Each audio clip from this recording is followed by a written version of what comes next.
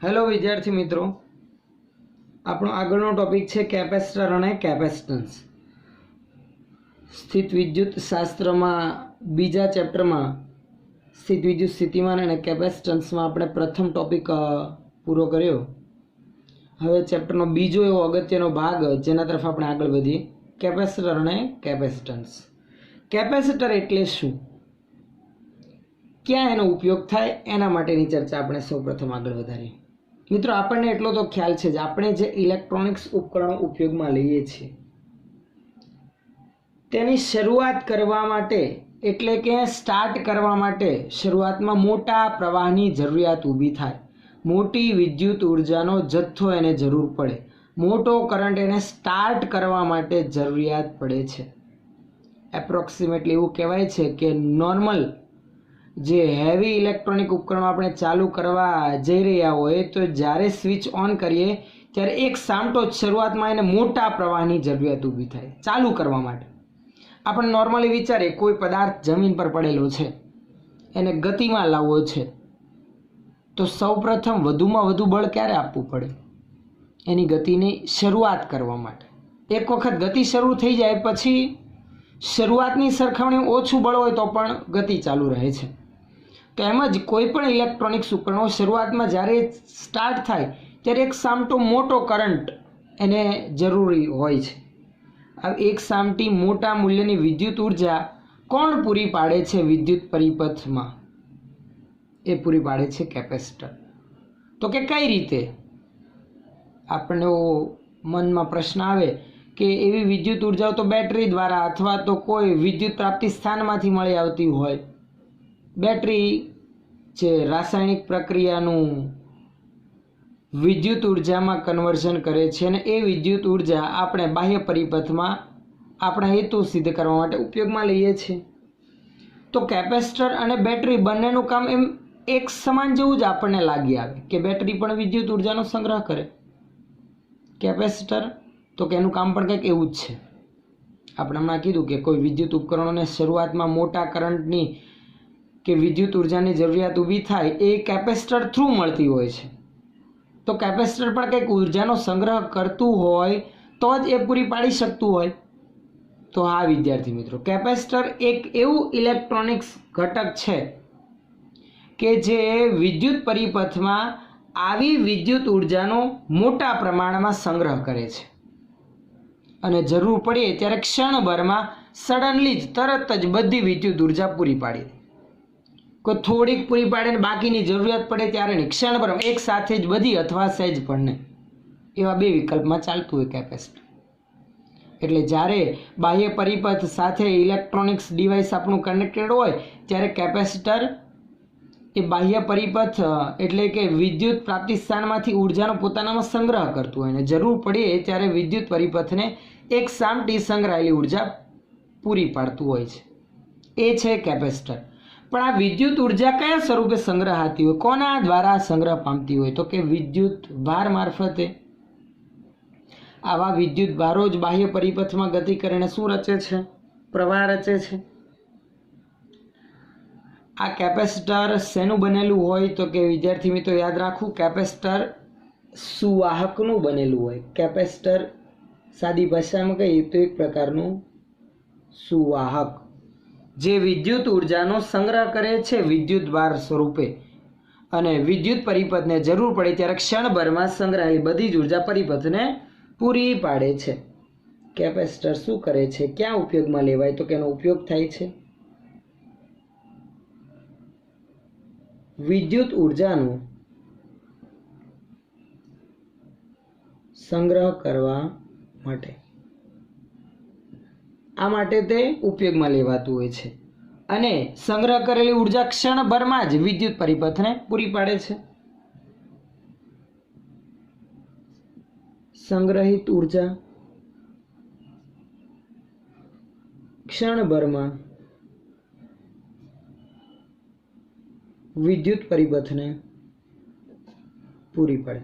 ક્ષણભરમાં એટલે એકદમ ક્ષણિક, ટૂંકા સમયગાળામાં જેટલી વિદ્યુત ઉર્જા પોતાનામાં વિદ્યુત ભાર સ્વરૂપે એને સંગ્રહ કરેલી હોય તરત જ પરિપથને પૂરી પાડે। જે આપણે હમણાં આગળ વાત કરી એમ સ્ટાર્ટ કરવા માટે મોટો કરંટ ફ્લો જરૂરી છે તો એ કેપેસિટરમાં સંગ્રહાયેલી ઉર્જા દ્વારા આપણને મળી આવે છે.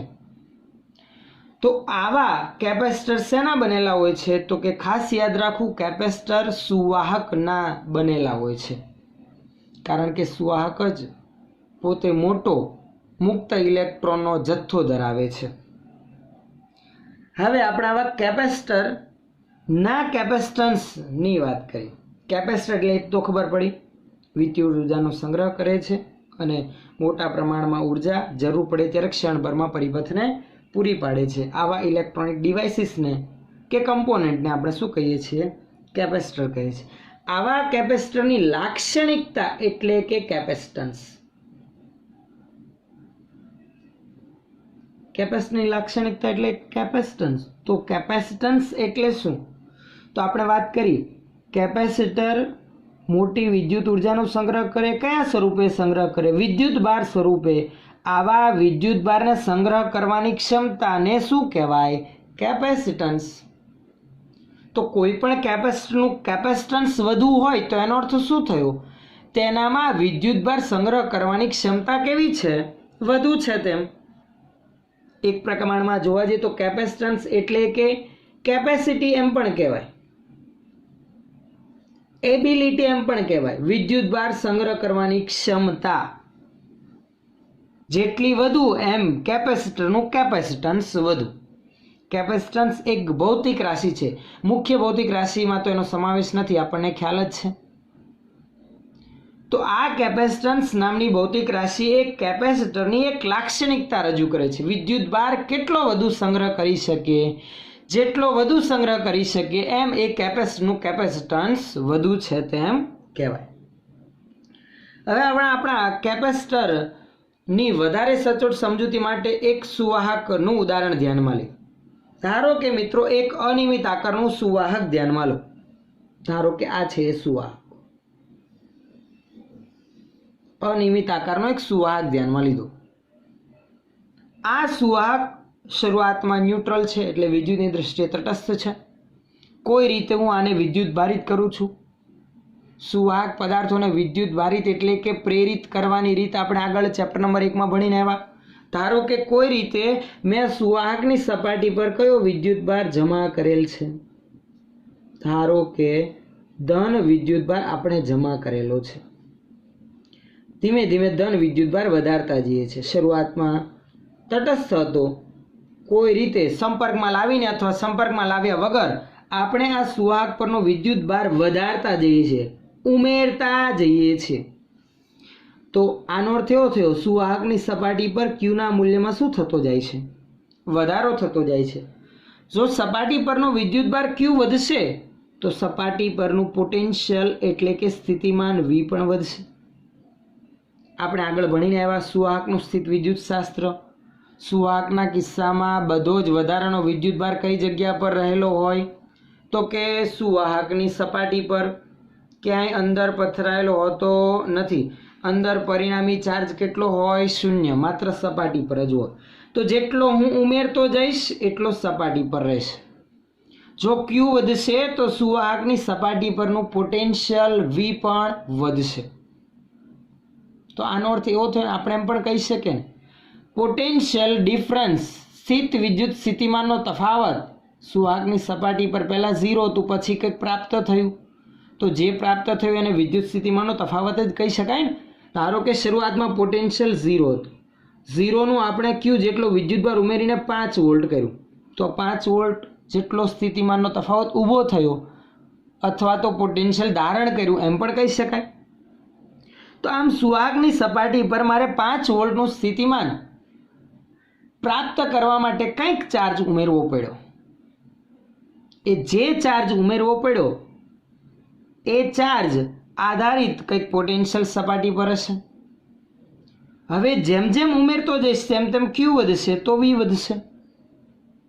પણ દરેક તબક્કે એવું કહેવાય છે મિત્રો, એવું જાણવા મળે છે કે સુવાહકની સપાટી પરના વિદ્યુત ભાર અને સ્થિતિમાનનો તફાવત એવા વી નો ગુણોત્તર અચળ રહે છે. કારણ કે જો ક્યુ વધે તો સપાટી પરનું વિદ્યુત ક્ષેત્ર ઈ પણ વધે, ઈ વધે તો અનંત અંતરેથી એકમ ધન વિદ્યુતભારને સપાટી સુધી લાવવા માટે કરવું પડતું કાર્ય વધતું જાય, એટલે સપાટી પરનું સ્થિતિમાન v પણ વધતું જાય. એટલે એટલું નક્કી છે કે સપાટી પરના સ્થિતિમાન v એ સીધું જ કોના સમપ્રમાણમાં છે? સપાટી પરના ચાર્જ q ના સમપ્રમાણમાં. સપાટી પરનો વિદ્યુતભાર q વધશે તો v વધશે. q એ v ના સમપ્રમાણમાં છે તેમ કહેવાય. દરેક તબક્કે આ સપાટી પરના વિદ્યુતભાર અને સપાટી પરના સ્થિતિમાન v નો ગુણોત્તર અચળ જાણવા મળે છે. એટલે કે q/v તો કેવું છે? અચળ છે, એકબીજાના સમપ્રમાણમાં. તો q ના છેદમાં હું v લઈ જાઉં, સમપ્રમાણતા કાઢી નાખું તો કંઈક અચળાંક આવે, જેને હું અચળ = અચળ એમ પણ લખી શકું. અને આ q/v જે અચળ છે એને જ કહેવામાં આવે છે કેપેસિટરનું કેપેસિટન્સ. આ કેપેસિટરના કેપેસિટન્સનું એક બેઝિક અને અગત્યનું સમીકરણ જે દરેક વિદ્યાર્થી મિત્રો યાદ રાખવું. આ અચળ પદને જ શું કહેવામાં આવે છે? કેપેસિટરનું કેપેસિટન્સ. આમ કોઈ પણ કેપેસિટરનું કેપેસિટન્સ c એટલે કે c બરાબર q ના છેદમાં v. q સુવાહક પરનો વિદ્યુતભાર અને v ની સપાટી પરનો પોટેન્શિયલ ડિફરન્સ, સ્થિતિમાનનો તફાવત. જે દરેક તબક્કે q/v નો ગુણોત્તર અચળ હતો. તો મિત્રો આપણને એવું વિચારવા, આ તો એક જ સુવાહક છે, વિદ્યુતભાર ઉમેરતા જઈએ તો કંઈક સુવાહકની પણ વિદ્યુતભાર સંગ્રહ કરવાની ક્ષમતા તો હશે ને? અનલિમિટેડ તો કંઈ હોતું જ નથી. કેપેસિટી તો બધાની જ હશે. તો અમુક હદ કરતાં આપણને એવો વિચાર આવે કે શું આ સુવાહક પર હજુ વધારે વિદ્યુતભાર ઉમેરી જ શકાશે? તો કે ના મિત્રો.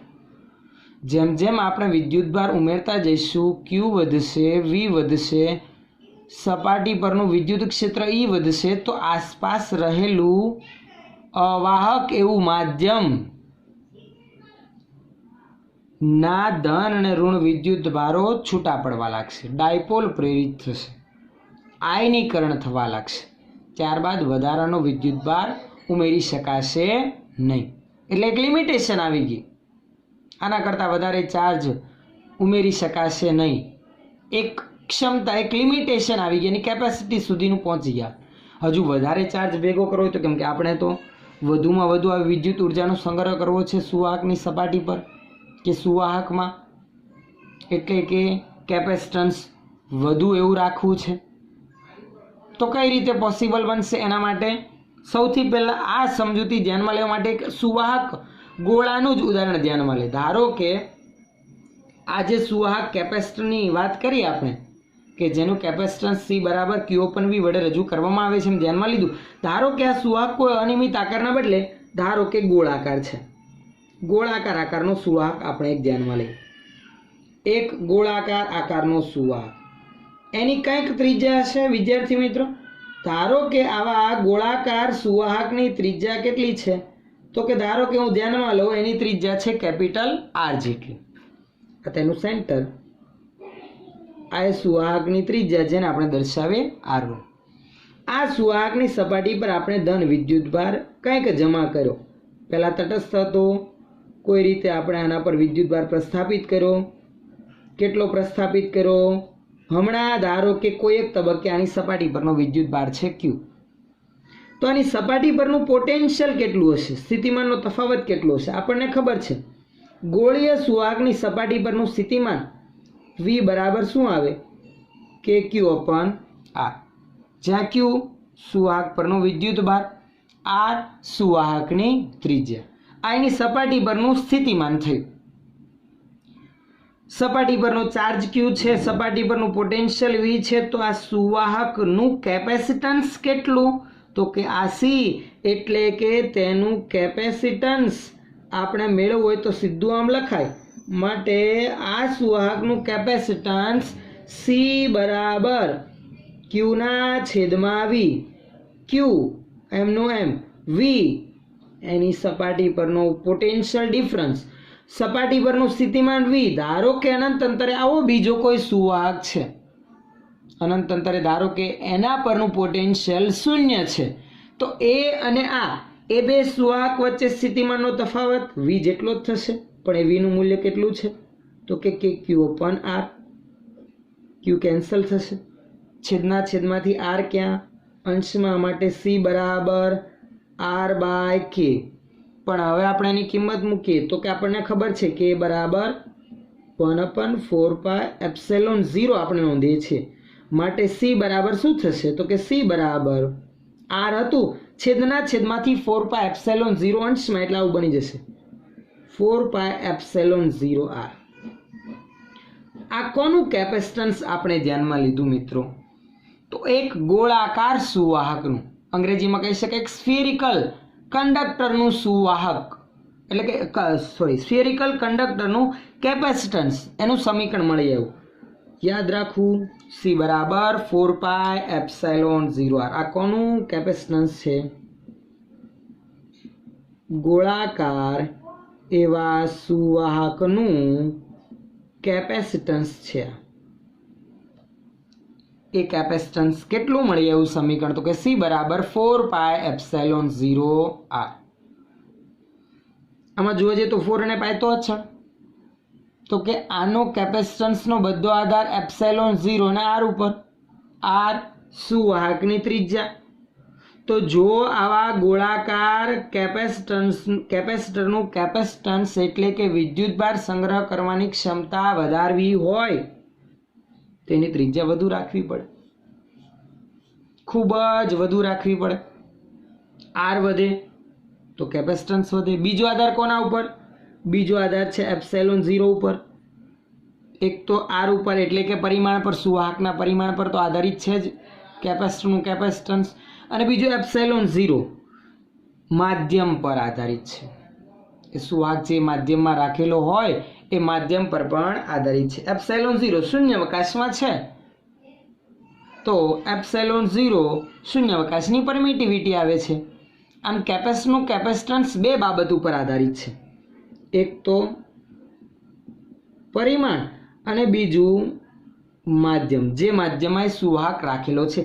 આ બે બાબતો ઉપર કેપેસિટરનું કેપેસિટન્સ આધારિત છે. આવા કોઈ કેપેસિટરના કેપેસિટન્સનો એકમ શું? અને એકમની વાત કરીએ મિત્રો તો સી બરાબર ક્યુ અપન વી છે. ક્યુ સુવાહક પરનો વિદ્યુતભાર, વિદ્યુતભારનો એકમ છે કુલમ. વી સુવાહકની સપાટી પરનું સ્થિતિમાન, જેનો એકમ છે સ્થિતિમાનનો એકમ વોલ્ટ. તો કુલમ પર વોલ્ટ જેનો એકમ બનશે કેપેસિટરના કેપેસિટન્સનો. મિત્રો આ સી કેપેસિટરના કેપેસિટન્સની સંજ્ઞા છે અને આ સી વિદ્યુતભારના એકમ એવા કુલમની સંજ્ઞા છે. તો કેપેસિટન્સનું એકમ શું બનશે? કુલમ પર વોલ્ટ. આ ઉપરાંત બીજો એનો એક મૂળભૂત એકમ સ્વરૂપે સ્વીકારવામાં આવેલ છે જેને કહેવાય છે ફેરેડે, જેને કેપિટલ એફ વડે દર્શાવવામાં આવે છે. જોવા જઈએ જરાક આને વધારે વ્યવસ્થિત ક્લેરિફાય કરીએ તો આનો અર્થ શું થયો તો કે કેપેસિટરનું કેપેસિટન્સ ધારો કે મારે 1 ફેરેડે જોઈતું છે, સી બરાબર 1 ફેરેડે રાખવું છે. 1 ફેરેડ એટલે કે 1 કુલમ પર 1 વોલ્ટ, એટલે કે કેપેસિટરની સપાટી પરનું સ્થિતિમાન 1 વોલ્ટ જેટલું વધારવા માટે 1 કુલમ જેટલો ચાર્જ ઉમેરવો પડશે. 1 કુલમ જેટલો ચાર્જ વિદ્યાર્થી મિત્રો આપણને ખબર છે નાનો એવો વિદ્યુતભાર નથી, આ ઘણો મોટો વિદ્યુતભાર છે. એટલે આટલા ઊંચા મૂલ્યનો વિદ્યુતભાર હું ઉમેરું ત્યારે માત્ર એનું સ્થિતિમાન 1 વોલ્ટ વધે. સપોઝ આપણે એવો વિચાર કરીએ કે સુવાહક આજે ગોળો ધ્યાનમાં લીધો, એની હું ત્રિજ્યા 1 મીટર લઉં તો એનું કેપેસિટન્સ કેટલું મળે? ચાલો ઉદાહરણ, સુવાહકની ત્રિજ્યા હું આર 1 મીટર લઉં તો એવા ગોળીય એવા સુવાહકનું કેપેસિટન્સ સી બરાબર 4πε0 આર, જ્યાં આર તો આપણને ખબર છે 1 મીટર. તો કિંમત લખું તો આરની જગ્યા પર 1 તો માત્ર વધશે 4πε0. હવે આપણે જરાક આના મૂલ્યની ગણતરી કરીએ તો કેલ્ક્યુલેટરમાં તમે ગણતરી કરો તો 4 into 3.14 into ε0 8.85 into 10⁻⁻12 એટલે 10⁻12 તો છે. સાદરૂપ આપીએ તો એપ્રોક્સિમેટલી આ કિંમત લગભગ 10⁻10 જેટલું તો બાકી રહે છે. એપ્રોક્સિમેટલી આગળના જે અંકો આવશે એને હમણાં આપણે ધ્યાનમાં નથી લેતા, એ આપણે નમૂનારૂપ ઉદાહરણ ધ્યાનમાં લીધેલું છે એટલામાં.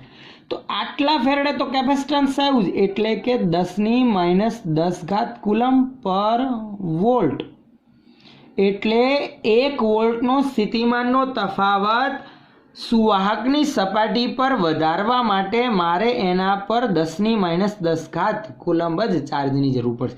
એટલે થોડોક પણ વિદ્યુતભાર ઉમેરીશ ને પોટેન્શિયલ 1 વોલ્ટ વધી જશે. માત્ર નાનો નજીવો વિદ્યુતભાર ઉમેરીશ તો વિચાર, જો આમ તે આમ આપણે મોટી માત્રામાં વિદ્યુતભાર ઉમેરીએ તો જો ક્યુ ખૂબ જ વધી જાય,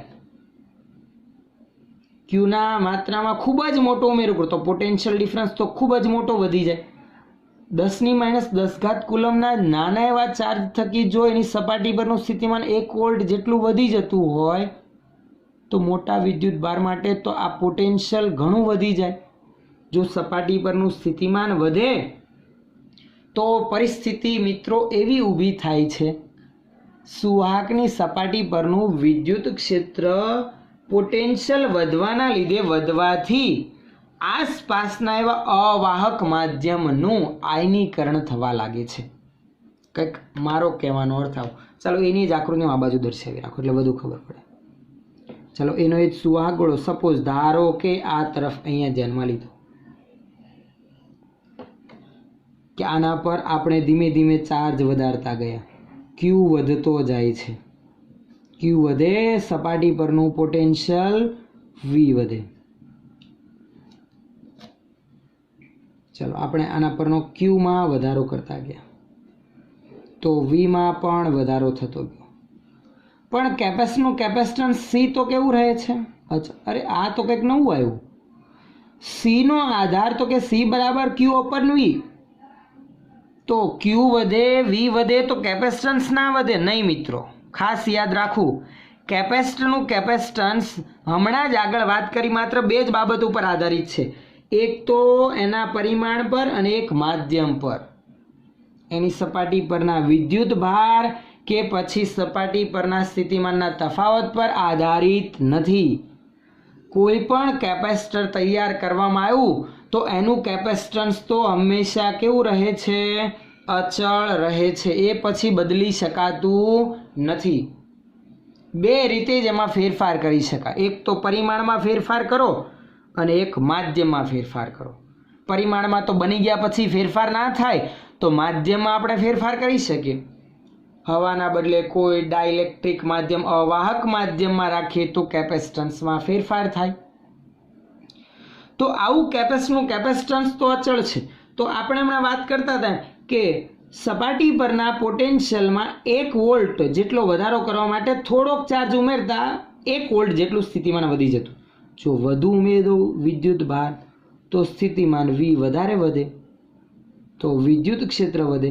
આટલું ઊંચા મૂલ્યનું વિદ્યુત ક્ષેત્ર શું કરશે? તો કે આ ક્ષેત્રના લીધે આસપાસનું જે અવાહક માધ્યમ છે, આજુબાજુની હવા જે અવાહક જ છે ને, એ અવાહક માધ્યમ એટલે કે ડાઇલેક્ટ્રિક માધ્યમનું પોલરાઇઝેશન થશે, એટલે કે એમાં ડાયપોલ મોમેન્ટ પ્રેરિત થશે. ધન અને ઋણ વિદ્યુત ભારો છૂટા પડે. વિચારીએ તો ચાલો અહીંયા ધન અને ઋણ છૂટા પડ્યા વિદ્યુત ક્ષેત્ર વધવાના લીધે. નોર્મલ સ્થિતિમાં કંઈ આવું થતું નથી. વિદ્યુત ક્ષેત્ર વધુ પ્રબળ બનવાના લીધે ધન અને ઋણ છૂટા પડ્યા અવાહક માધ્યમના અણુમાંથી. હવે આ જે ઋણ છૂટો પડ્યો એ આ ધનના આકર્ષણના લીધે સપાટી પર જશે તો આનો ધન ધીમે ધીમે ઘટશે. એટલે લિમિટેશન એવી આવી કે આ ગોળીય સુવાહક પર જેમ હું વધારે ઉમેરીશ એમ તો વધુ આયનીકરણ થશે, આજુબાજુના અણુ વધુ ઇલેક્ટ્રોન આવીને સપાટી પર તટસ્થ કરશે, એટલે અમુક લિમિટ કરતાં વધુ ચાર્જ જમા કરી શકાશે નહીં. પણ આપણે તો વધુ વિદ્યુત ઉર્જાનો સંગ્રહ કરવો હતો, વિદ્યુતભાર સંગ્રહ કરવાની ક્ષમતા વધારવી હતી, કેપેસિટન્સ વધારવું હતું, તો માત્ર એક સુવાહકની મદદથી એ પોસિબલ નથી, શક્ય નથી. એટલે જોવા જઈએ તો આવા ગોળીય સુવાહકની 2 લિમિટેશન છે. કઈ? એક તો પહેલી, એનું કેપેસિટન્સ સી પ્રમાણમાં કેવું હોય છે? નાનું. હવે નાનું કઈ રીતે? તો કે જો હું 1 મીટર ત્રિજ્યાનો પણ હું ગોળો વિચારું તો પણ આટલું નાનું કેપેસિટન્સ છે. ધારો કે આ ત્રિજ્યા પૃથ્વીના ગોળા જેટલી લઈએ, ધારો કે r બરાબર 6400 કિલોમીટર હું લઉં તો જોજો c બરાબર 4 પાય એપ્સિલોન 0 r માં r ની કિંમત હું મૂકું તો 6.4 ગુણાકારમાં 10⁶ ઘાત.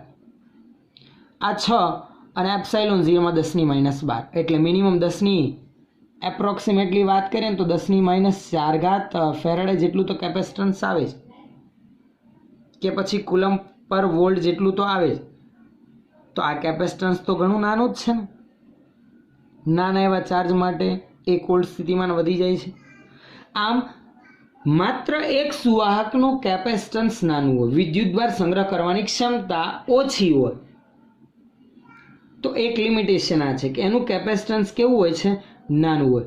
બીજું આપણે વાત કરીએ, એક જ સુવાહક હોય તો સપાટી પર જમા થયેલા વિદ્યુતભારના લીધે ઉદ્ભવતું વિદ્યુત ક્ષેત્ર પ્રારંભથી લઈને અનંત સુધી ફેલાયેલું હોય, જેથી આસપાસ હવામાં કે કોઈ માધ્યમમાં રહેલા વિદ્યુતભારિત કણો એના મારફતે આકર્ષણ કે અપાકર્ષણ અનુભવશે. એટલે ચાર્જમાં ફેરફાર થશે. ઇલેક્ટ્રોન હોય તો સપાટી પર આવીને આને તટસ્થ કરે, ક્ષેત્ર નબળું પડે, ઉર્જા ઘટે. આમ સંગ્રહાયેલી ઉર્જા લાંબો સમય ટકશે નહીં, વેડફાઈ જશે. આસપાસ રહેલા એવા કણોને એટ્રેક્ટ કરવામાં કે રિપલ કરવામાં, એટલે કે આકર્ષણ અનુભવવામાં કે અપાકર્ષણ અનુભવવામાં. ટૂંકમાં આ સપાટી પર જમા થયેલી વિદ્યુત ઉર્જા એ બાઉન્ડેડ નથી, અનંત સુધી પથરાયેલી છે, એટલે કે બંધિત નથી. સુવાહક પરની ઉર્જા બંધિત નથી એટલે આપણા કંટ્રોલમાં નથી, ગમે ત્યારે ગમે ત્યાં વેડફાઈ જાય અને ક્ષણભરમાં આપણે જરૂરિયાત ઊભી થાય ત્યારે નહીં. આપણે તો હેવી ઇલેક્ટ્રોનિક વ્હીકલ કે ઉપકરણો હોય કે પછી ડિવાઇસીસ હોય એને ચાલુ કરવામાં વધારે ક્ષણભર પૂરતી કરંટની ઉર્જાની જરૂરત જે કેપેસિટર્સ થ્રુ આપણે ખેંચવાનો છે. પણ આ તો સંગ્રહિત થયેલી જ ના હોય, ઉર્જા બંધિત જ ના હોય તો પછી આપણે જરૂરિયાત પડે ત્યારે આપણે એને ઉપયોગમાં લઈ શકવાના નથી. તો આ બે લિમિટેશન છે માત્ર એક સુવાહકની. વિચાર એવો આવે માત્ર એકના બદલે બીજો સુવાહક લાવીએ તો શું આ પરિસ્થિતિમાં ફેરફાર કરી શકાય? તો કે હા મિત્રો, પરિસ્થિતિમાં ફેરફાર કરી શકાય, જે આપણે એક નીચે આકૃતિ દ્વારા સમજીએ. ધારો કે એક સુવાહક હતો, એની નજીકમાં હું બીજો સુવાહક લાવું છું. સમજજો ખાસ, એક સુવાહકને આપણે આકૃતિ દર્શાવી રાખીએ કે જે આપણે ધ્યાનમાં લીધેલો છે. ધારો કે આ એ જ સુવાહક છે કે જેની ચર્ચા આપણે અત્યાર સુધી કરતા હતા.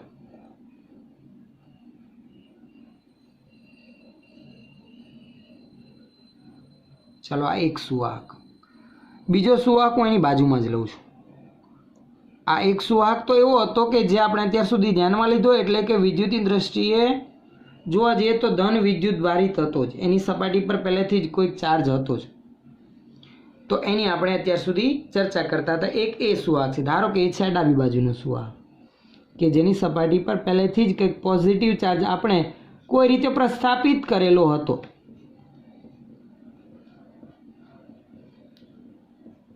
હવે આના પર આપણે વધુ ચાર્જ જમા નથી કરી શકતા, એ આપણી લિમિટેશનમાં આપણે ફેરફાર કરવો છે, હજુ વધારે ઉમેરવો છે. અત્યારે ઓલરેડી એના પરનો ક્યુ વિદ્યુતભાર છે, સપાટી પરનું પોટેન્શિયલ તો કે V જેટલું છે. આ જ ગોળાની નજીકમાં એક બીજો એના જેવો જ r ત્રિજ્યાનો ગોળો લઈ આવ્યા આપણે, જે વિદ્યુતની દ્રષ્ટિએ તટસ્થ છે. તટસ્થ છે તો કોઈ અસર નથી થવાની. તટસ્થ એટલે જેટલા ધન એટલા ઋણ. પણ આવા તટસ્થ ગોળાને જ્યારે ધન વિદ્યુત ભારિત ગોળાની નજીક લાવીશ તો આના ધનને ઋણ, આકર્ષણ અને અપાકર્ષણની અનુભૂતિ કરશે. ધનની નજીકમાં ઋણ ગોઠવાય, ધન બીજી તરફ ધકેલાઈ જાય. પણ જોવા જઈએ તો ધારો કે આપણે તટસ્થ ગોળાના બદલે અહીંયા હું ઋણ વિદ્યુત ભારિત એવો ગોળો લઉં. કોઈક રીતે આ તટસ્થને મેં બનાવી દીધો ઋણ વિદ્યુત ભારિત. સપોઝ ચાલો આને આપણે કેવો કરી દીધો? પ્રેરિત કરી દીધો. કેવો વિદ્યુતભાર આના પર પ્રેરિત કરી દીધો? ઋણ. તો હવે શું થશે વિચારજો. કેપેસિટરનું કેપેસિટન્સ માત્ર એક સુવાહક હતું તો આપણને ખબર હતી C બરાબર Q/V. જો C માં વધારો કરવો હોય, કેપેસિટન્સ વધારવું હોય તો V માં ઘટાડો કરવો પડે. આ V એટલે કે વિદ્યુત સ્થિતિમાનનો તફાવત છે. માત્ર એક સુવાહક હોય તો સપાટી અને અનંત અંતરના સ્થિતિમાનનો તફાવત. અનંત અંતરે ઇન્ફાઇનાઇટ પર તો પોટેન્શિયલ V 0 લઈએ છીએ, એટલે આ બે સ્થિતિમાનનો તફાવત તો માત્ર V જેટલો જ થશે. પણ બાજુમાં નજીકમાં એક બીજો આપણે ઋણ વિદ્યુતભારિત સુવાહક રાખો તો હવે આની સપાટી પરનો પોટેન્શિયલ ડિફરન્સ માત્ર આ V અને અનંત નહીં, આ બીજો જે સુવાહક લાવ્યા એ બંને વચ્ચેનો સ્થિતિમાનનો તફાવત ધ્યાનમાં લેવાનો થશે. વિચારો, ચાલો V કઈ રીતે ઘટ્યું? ચલો, આ સુવાહકની સપાટી પરનું પોટેન્શિયલ V હતું સ્ટાર્ટિંગમાં, જ્યારે આ નહોતો ત્યારે. તો કેપેસિટન્સ C બરાબર Q/V આપણે લખતા હતા.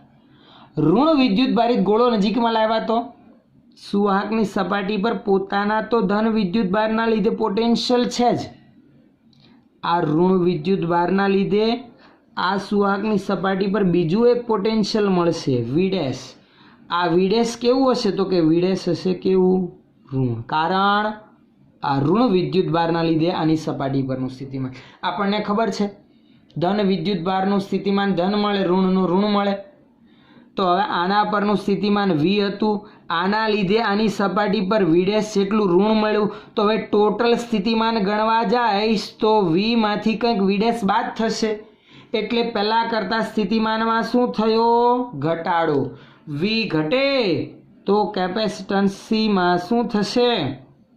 વધારો થશે. એ વાત પાક્કી છે. એટલે હવે હું આ જ સુવાહકની સપાટી પર પહેલાં કરતાં કંઈક વધુ વિદ્યુતભાર જમા કરી શકીશ. જે અમુક લિમિટેશન હતી એ હવે ક્રોસ કરી ગયા આપણે. એ જે લિમિટેશન હતી કે આપણે હમણાં આગળ વાત કરી એમ અમુક કરતાં વધારે વિદ્યુતભાર જમા નથી કરી શકાતો, કારણ કે લીક થવા લાગે છે, ડિસ્ચાર્જ થવા લાગે છે, એને આપણે હવે ઓવરકમ કરી દીધી, ઘટાડી દીધી. એના કરતાં વધુ આપણે વિદ્યુતભાર જમા કરી શકીએ છીએ. ક્યારે આવું પોસિબલ બન્યું? એકના બદલે બે સુવાહકની રચના આપણે ધ્યાનમાં લીધી ત્યારે. તો બે સુવાહક જે એકબીજાથી અલગ કરેલા છે, બંને વચ્ચે કંઈક અંતર રાખેલું છે, આ જે રચના તૈયાર થઈ એ પણ કેપેસિટર જ છે. એક ખાલી ગોળાનું કેપેસિટરનું કેપેસિટન્સ પણ ધ્યાનમાં લીધું. બે સુવાહકથી બનતી રચનાનું કેપેસિટર આપણે હવે ધ્યાનમાં લેવાનું છે. એના કેપેસિટન્સની આપણે ચર્ચા કર. શા માટે એની જરૂરિયાત ઊભી થઈ? તો કે આ જે બે મુદ્દાઓ હતા એનું સોલ્યુશન લાવવા માટે, કેપેસિટન્સમાં વધારો કરવા માટે, વધુ ઉર્જા સંગ્રહ કરવા માટે. વિચાર કરીએ, ઉર્જા હવે બંધિત કઈ રીતે થઈ ગઈ? જો બે જ સુવાહક એક ધન ને ઋણ હશે તો એનું વિદ્યુત ક્ષેત્ર તો ધનથી ઋણમાં જ હશે, અનંત સુધી પથરાયેલું નહીં હોય. એટલે બંનેના વચ્ચેના વિસ્તારમાં ઉર્જાનો કંઈક સંગ્રહ થયેલો છે. ક્ષેત્ર અનંત સુધી પથરાયેલું નથી, બાઉન્ડેડ છે, બંધિત છે. આ ઉર્જા આપણે ક્યાંક ઉપયોગમાં લઈ શકીશું. તો હવે આપણે કેપેસિટરની વ્યાખ્યા લખી રાખીએ, જે આપણી ટેક્સ્ટ બુકમાં આપેલી છે.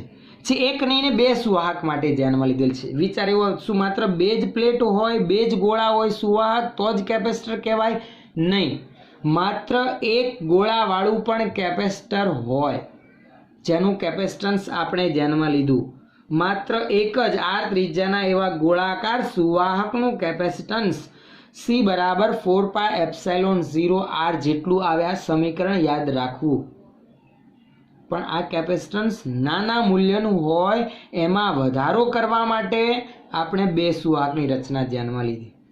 તો વ્યાખ્યા લખ્યું આની તો આમ લખાય કે એકબીજાથી અલગ કરેલા બે સુવાહકથી બનતી રચના એટલે કે કેપેસિટર. એકબીજાથી અલગ કરેલા બે સુવાહકથી બનતી રચનાને શું કહેવાય? કેપેસિટર. આ પણ કેપેસિટર છે, આ પણ આ બે સુવાહકથી તૈયાર થતું કેપેસિટર છે અને આ માત્ર એક સુવાહકથી તૈયાર થતું કેપેસિટર છે. મિત્રો, આપણે અહીંયા બે સુવાહકથી બનતી રચનાનો ખ્યાલ વધુ ધ્યાનમાં લેવાનો છે.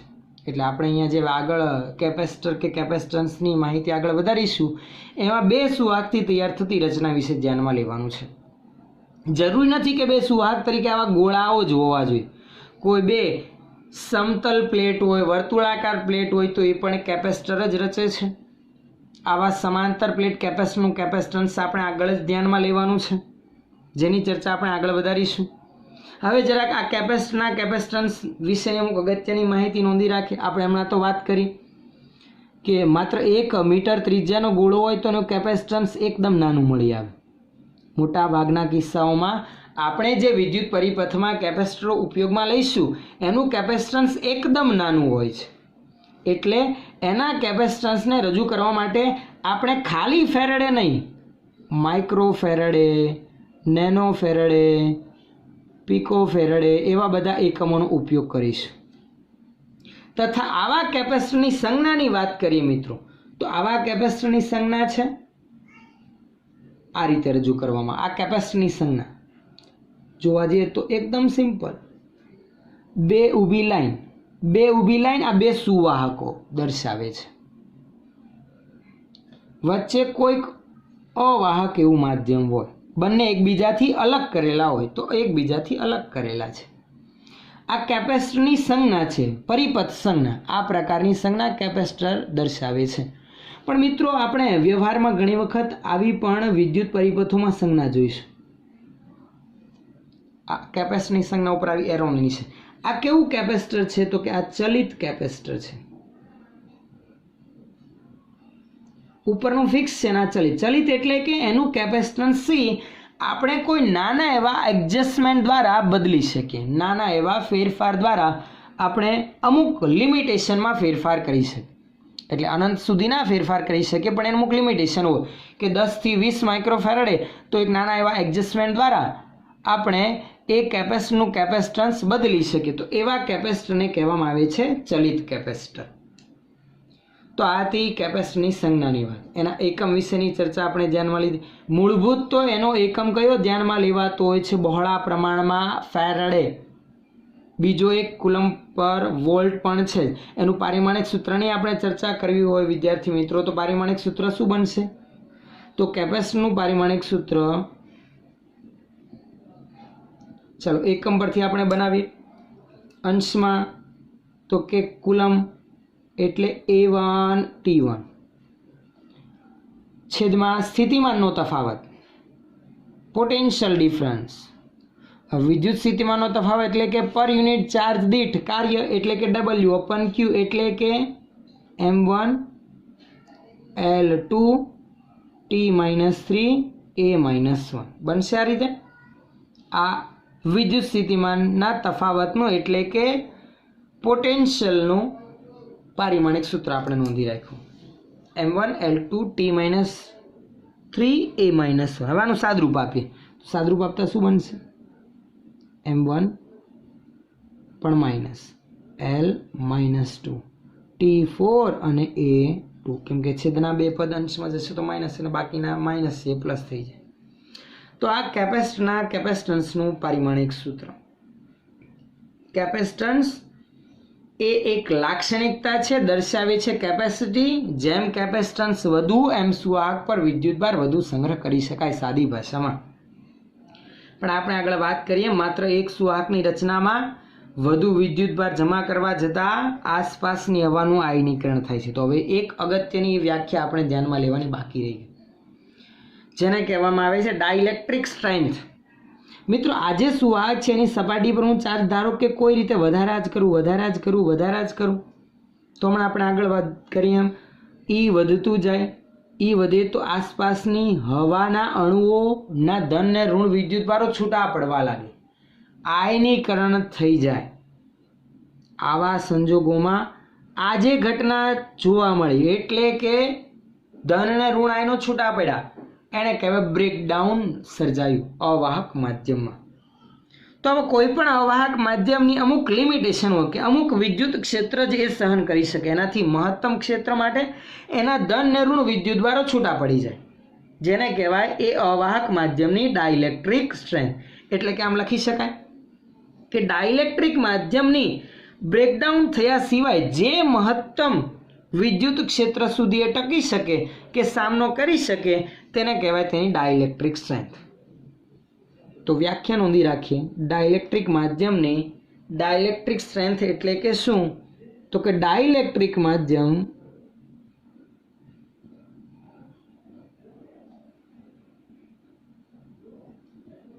જે ઊંચા વિદ્યુત ક્ષેત્ર સુધી અવાહકતાનો ગુણધર્મ જાળવી શકે તે વિદ્યુત ક્ષેત્રને તેની ડાઇલેક્ટ્રિક શું કહી શકાય? સ્ટ્રેન્થ કહે છે. એટલે કે જે વિદ્યુત ક્ષેત્રના માન સુધી કે મૂલ્ય સુધી એ પોતે અવાહક જ રહે, એનાથી વધુ વિદ્યુત ક્ષેત્ર માટે જ્યારે તેનું આયનીકરણ થવાનું ચાલુ થયું, ધન અને ઋણ છૂટા પડવા લાગ્યા, તો એ વિદ્યુત ક્ષેત્રને કહેવાય એ અવાહક માધ્યમની ડાઇલેક્ટ્રિક સ્ટ્રેન્થ. આવી ડાઇલેક્ટ્રિક સ્ટ્રેન્થ હવાની કેટલી છે વિદ્યાર્થી મિત્રો? તો કે હવાની ડાઇલેક્ટ્રિક સ્ટ્રેન્થ છે વિદ્યાર્થી મિત્રો 3 ગુણાકારમાં 10⁶ વોલ્ટ પર મીટર. હવાની ડાઇલેક્ટ્રિક સ્ટ્રેન્થ યાદ રાખવું મૂલ્ય જે છે 3 ગુણાકારમાં 10⁶ વોલ્ટ પર મીટર. એટલે આટલું ઊંચા મૂલ્યનું વિદ્યુત ક્ષેત્ર હોય તો હવાનો અણુ પણ ધન અને ઋણ વિદ્યુત ભારમાં છૂટો પડી જાય, એટલે અવાહકના બદલે એ સુવાહકમાં રૂપાંતરણ પામે. નજીકના વિસ્તારમાં, દૂરના વિસ્તારમાં તો આપણને ખ્યાલ છે તેમ સુવાહકની સપાટીથી દૂર જતા વિદ્યુત ક્ષેત્ર ઘટે, પણ જે વિસ્તારમાં વિદ્યુત ક્ષેત્ર આ લિમિટ ક્રોસ કરી ગયું ત્યાં અવાહકના બદલે મીડિયમ બની ગયું હશે હવે સુવાહક. તો એને કહેવાય તેની ડાઇલેક્ટ્રિક સ્ટ્રેન્થ જે છે 3 ગુણાકારમાં 10⁶ વોલ્ટ પર પ્રતિ મીટર. તો આ તે વિદ્યાર્થી મિત્રો કેપેસિટર અને કેપેસિટન્સ વિશેની બેઝિક માહિતી. આપણે અહીંયા આવા બે સુવાહકથી તૈયાર થતી રચના વિશેની જ માહિતી ધ્યાનમાં લેવાની છે કે જે એકબીજાથી અમુક અંતરે ગોઠવાયેલા હોય છે. તેનો એકમ ફેરેડે છે. કેપેસિટન્સ એ અદિશ રાશિ છે, એને કોઈ દિશા દર્શાવવાની જરૂર હોતી નથી. એ તો એક એવી રચના છે કે જે વિદ્યુત ઉર્જા વિદ્યુત ભાર સ્વરૂપે પોતાનામાં સંગ્રહે છે અને જરૂર પડે ત્યારે એક સામટી જ વિદ્યુત પરિપથને પૂરી પાડે છે. એક અગત્યનું ઘટક છે આ કેપેસિટર. વિદ્યુત પરિપથમાં 3 અગત્યના મેઇન ઘટકો આવે વિદ્યાર્થી મિત્રો. એક આવે અવરોધ, જેના વિશે તમે ભણી ગયા. એક આવે કેપેસિટર, જેના વિશે હવે આપણે અહીંયા ભણવાના છે. અને એક આવશે ઇન્ડક્ટર એલ, જેના વિશેની ચર્ચા આપણે આગળ વધારીશું. આગળ આવનારા વિદ્યુત ચુંબકીય પ્રેરણવાળા ટોપિકમાં ધ્યાનમાં લઈશું. તો આમ વિદ્યાર્થી મિત્રો કેપેસિટરના કેપેસિટન્સની ચર્ચાનો બેઝિક ખ્યાલ આપણે ધ્યાનમાં લઈ લીધો. સમીકરણ ખાસ યાદ રાખવું, જે અહીંયા અગત્યના સમીકરણ યાદ રાખવા જેવા, જેને હું નોંધી રાખું, ટીકમાર્ક કરી રાખું. એક તો આ, કોઈ પણ કેપેસિટરનું કેપેસિટન્સ C બરાબર Q/V. Q એ સુવાહક પરનો વિદ્યુત ભાર અને V એની સપાટી પરનો પોટેન્શિયલ ડિફરન્સ. માત્ર એક હોય તો એની સપાટી પરનો વિદ્યુત ભાર, V સપાટી પરનું સ્થિતિમાન. બે સુવાહકની રચના હોય તો C બરાબર Q/V મુજબ જ, પણ Q તો કે બે સુવાહકની રચનામાં તો એક પર ધન વિદ્યુત ભાર હશે, બીજા પર કેવો હશે? ઋણ વિદ્યુત ભાર. તો કોનો વિદ્યુત ભાર ધ્યાનમાં લેવો? યાદ રાખવું મિત્રો, આ Q જોવા જઈએ તો બે સુવાહકથી બનતી રચનાનો નેટ વિદ્યુત ભાર એટલે કે Q નેટ, પરિણામી વિદ્યુત ભાર તો 0 હોય. તો આ Q કયો ગણવાનો? તો કે ધન સુવાહક પરનો વિદ્યુત ભાર ધ્યાનમાં લેવાતો હોય છે. જો કે બંને પર સમાન જ હોય, એક પર ધન ને બીજા પર ઋણ હોય, પણ ગણતરી ખાતર કેપેસિટર બે સુવાહકની રચનામાં આ Q ધન સુવાહક પરનો વિદ્યુત ભાર ધ્યાનમાં લેવાતો હોય. જ્યારે V આ બે સુવાહક વચ્ચેનો સ્થિતિમાનનો તફાવત. આ V જે છે એ V એ શું છે? આ બે સુવાહક વચ્ચેનો પોટેન્શિયલ ડિફરન્સ છે, સ્થિતિમાનનો તફાવત છે. બંને વચ્ચેનો સ્થિતિમાનનો તફાવત V. બે સુવાહકની રચના હોય ત્યારે, માત્ર એક હોય ત્યારે તો એ હકીકતમાં પણ બે બિંદુઓ વચ્ચે પોટેન્શિયલ ડિફરન્સ જ છે, પણ ક્યાંનો સપાટી પર અને અનંત અંતરે. જ્યારે અહીંયા આ બે સુવાહક વચ્ચેનો પોટેન્શિયલ ડિફરન્સ છે. તો ખાસ યાદ રાખવું, આ હતી ચર્ચા આપણી કેપેસિટર અને કેપેસિટન્સ વિશે. ખૂબ જ અગત્યની નોંધ મિત્રો, આટલામાં જો તમને બેઝિક ખ્યાલ, થિયરીનો કોન્સેપ્ટ ખ્યાલ આવશે તો આગળ આવનારા કોઈ પણ શોર્ટ ક્વેશ્ચન કે MCQ કે એક્ઝામ્પલ કેપેસિટર રિલેટેડ હશે, સરળતાથી આપણે એને સોલ્વ કરી શકીએ.